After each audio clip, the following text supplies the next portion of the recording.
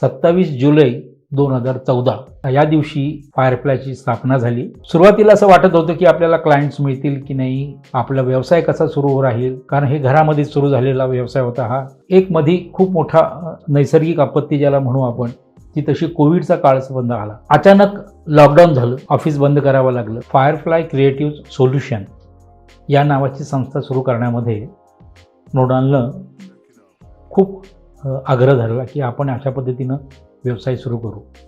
पण माझं मन त्याला होत नव्हतं, तयार होत नव्हतं. याचं कारण असं होतं की मी आणि माझी पत्नी दोघंही नोकऱ्या करूनच आम्ही आमचा संसार चालवला, घरदार उभं केलं. परंतु आता जर आपल्याला व्यवसाय करायचा असेल तर काय करावं लागेल नेमकं, असं जेव्हा विचार केला तेव्हा मृणालने देखील मला समजावून सांगितलं की नाही, आत्ता जर सुरू केलं तरच आपल्याला पुढे काही करता येऊ शकतं. कारण आत्ता तुम्ही अजून नोकरी करता आहात, त्यामुळे घराची काही चिंता नाही. मला कुठलीही झेप घेता येईल, मला धाडस करता येईल की ज्या पद्धतीनं मला पुढं व्यवसाय करता येऊ शकेल. 27 जुलै 2014 या दिवशी फायरफ्लायची स्थापना झाली आणि कामकाजाला सुरुवात झाली. ती याच टेबलवरनं आणि याच खुर्चीमधून सुरू झालं. मी स्वतः पत्रकार असल्याकारणानं जाहिरात व्यवसायाशी माझा निकटचा संबंध होता. मी सामना आणि पुढारी, पुण्यनगरी या तिन्ही दैनिकांमध्ये संपादक म्हणून काम केल्यामुळे जाहिरातीचं काय असतं, कसं असतं आणि काय करायला लागतं ह्याची मला सगळी जाणीव होती, माहिती होती. त्यामुळे मृणाल ज्या पद्धतीनं हे करतो आहे असं जेव्हा जाणवलं, त्यामुळे त्याच्या पाठीशी उभं राहणं हे अत्यंत गरजेचं होतं आणि माझा असलेला अनुभव त्याच्या कामी येईल असा विचार करूनच हे कामकाज सुरू केलं. हा व्यवसाय करताना एक तर बुद्धिमत्ता आणि कल्पकता या दोन गोष्टीची गरज मोठ्या प्रमाणात होती. जागा होती, इन्व्हेस्टमेंट काही करायची नव्हती. वर्तमानपत्राच्या जाहिराती असतील किंवा इंटरनेटवरच्या जाहिराती असतील, या करण्यासाठी ज्या काही पैसे लागत होते त्या पद्धतीनं ते उभे केले आणि मग हा व्यवसाय सुरू केला. सुरुवातीला असं वाटत होतं की आपल्याला क्लायंट्स मिळतील की नाही, आपला व्यवसाय कसा सुरू राहील, कारण हे घरामध्ये सुरू झालेला व्यवसाय होता हा. आणि मग क्लायंट सर्च करणं सुरू झालं, पिंचिंग करणं सुरू झालं, शोधाशोध सुरू झाली आणि अशाच माध्यमातून काही कस्टमर आले. काहींची छोटी छोटी कामं मिळाली सुरुवातीला, काही मोठी कामं मग जेव्हा हाती लागली तेव्हा थोडंसं समाधान लागलं की काय हरकत नाही, आपल्याला यामध्ये यश मिळू शकतं असं वाटलं. त्यामुळे मग मृणालला म्हटलं गो अहेड. इथे ऑफिस सुरू केल्यानंतर जे काही कस्टमर आमच्याकडे ग्राहक येत होते, जे आम्ही काम करत होतो, इथे 2 माणसं कामाला लागली. त्यानंतर मृणालबरोबर आणखी 2 माणसं काम करत होती. काम वाढत होतं, जागा अपुरी पडत होती. म्हणून मग आमचा दुसरा जो फ्लॅट होता आंबेगाव बुद्रुकमध्ये, तिथे आम्ही ते ऑफिस सुरू केलं. फर्निचर वगैरे सगळं केलं. तिथे ऑफिस 23 जानेवारीला 2016ला आम्ही तिथे सुरू, 2 वर्ष इथं झाल्यानंतर तिथे आम्ही ते सुरू केलं. आणि दरम्यान हे सुरू असताना 2-4 वर्ष झाली पूर्णपणे चालू असतानाच एक मध्ये खूप मोठा नैसर्गिक आपत्ती ज्याला म्हणू आपण, ती तशी कोविडचा काळ बंद आला.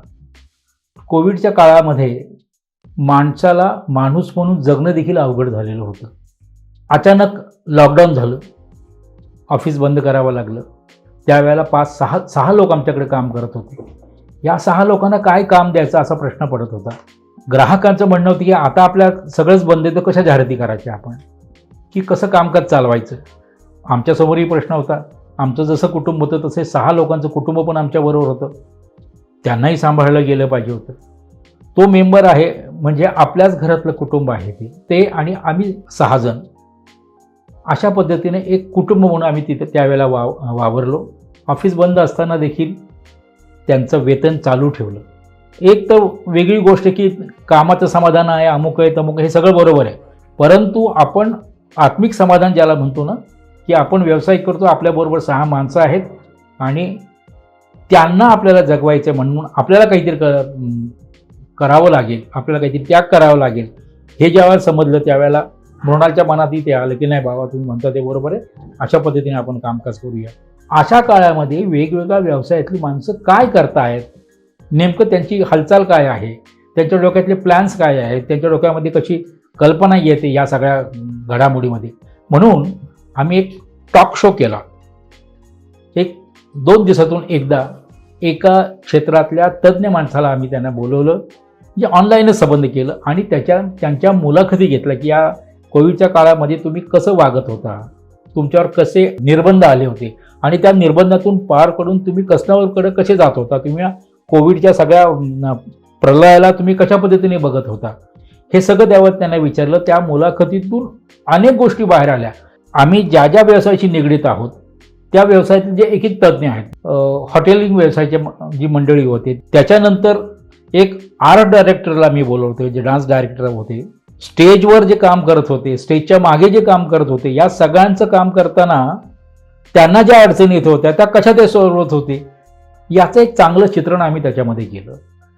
त्याच्यानंतर वृत्तपत्रांमध्ये जे काम करणारी मंडळी होती त्या मंडळींची अडचणी काय होत्या, कारण वर्तमानपत्र बंदच होती. ह्या सगळ्या गोष्टी त्यातले जे तज्ज्ञ होते त्यांना बोलावून आम्ही ते प्रसारित केलं. कोविडसारख्या विपत्ती काळात देखील आपण एक चांगलं काम समाजासाठी करू शकलो. आपल्यासाठी अनुभव तो मिळालाच, पण समाजाला मार्गदर्शनासाठी समाजातली जी तज्ज्ञ मंडळी होती, वेगवेगळ्या क्षेत्रामधली मंडळी होती, यांना ऑनलाईन आणून त्यांच्या मुलाखती घेऊन त्यांना लोकांसमोर सादर करून लोकांच्या मनातली भीती, कोरोनाची जी भीती होती ती कमी करण्यासाठी आपण कसे सहाय्यभूत ठरलो आहोत याचा अभिमान आम्हाला वाटला. परंतु त्यांनी त्या विषयावर अभ्यास करून त्या तज्ज्ञांशी त्याच्याशी चर्चा केली आणि लोकांसमोर हे सगळं मांडलं. मला खूप अभिमान वाटतो त्याचा.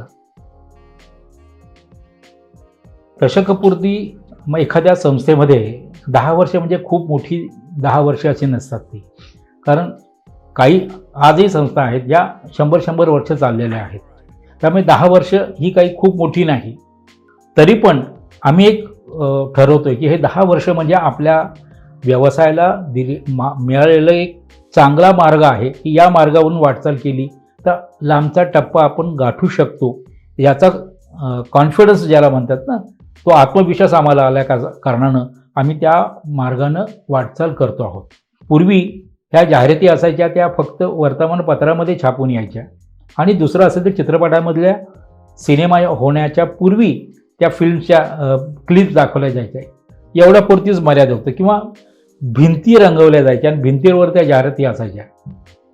टी व्हीवर दाखवण्यासाठी किंवा इतरत्र दाखवण्यासाठी देखील त्याला वेगळं तंत्रज्ञान लागायला लागलं. मग त्याच्यासाठी स्क्रीन पे आला, व्हिडिओ शूटिंग आलं, व्हॉइस ओव्हर आलं आणि हे सगळं तंत्रज्ञान नवीन नवीन पद्धतीने ऑब्झर्व करावं लागलं आणि ते लोकांसमोर घेऊन जावं लागलं. या सगळ्या गोष्टी असताना पण आता या सगळ्या तंत्रामध्ये देखील एक वेगळं तंत्र AIचं इंटेलिजन्स आहे, आर्टिफिशियल इंटेलिजन्स आलेलं आहे. तलवारीसारखं दुधारी शस्त्र असतं. मग हे दुधारी शस्त्र वापरताना कशा पद्धतीने वापरलं गेलं पाहिजे, त्याचा सदुपयोग कसा होईल हे त्याचा अभ्यासावं लागेल आणि त्याचा वापर करून यापुढच्या काळामध्ये जाहिरातींमध्ये त्याचा तसा बदल करावा लागेल आणि ही वाटचाल दर 5-6 वर्षांनी बदलत जाणार. म्हणजे आता सोशल मीडिया खूप मोठा ॲक्टिव्ह झालेला आहे, त्याच्यावर जाहिराती करण्यामध्ये जाहिरातदारांचं लक्ष केंद्रित झालेलं आहे. कारण लोक आता फेसबुक आहे, इंस्टाग्राम आहे, एक्स ज्याला पूर्वी ट्विटर म्हणायचं, याच्यावर खूप मोठ्या प्रमाणामध्ये कार्यरत असल्याकारणे त्याच्यावर जाहिराती देण्यासाठी जाहिरातदारांचा कल आहे. जी तरुण मंडळी आहेत ती खूप कष्टाळू आहेत. त्यांचं ज्ञान ज्याला म्हणतो ना ते खूप मोठं, म्हणजे एज्युकेशनल तर आहेतच, परंतु ह्या तंत्रज्ञानामध्ये बारीक बारीक ज्या गोष्टी आहेत त्याचं ते ज्ञान ॲब्झॉर्व करतायत आणि ते जाहिरातीच्या माध्यमातून लोकांसमोर मांडतायत. हे खूप कौतुकास्पद आहे. त्या सगळ्या तरुणांना देखील मी त्यांचं कौतुक करतो, पाठीवर थाप देतो आणि अशा पद्धतीने ही वाटचाल चालूच राहील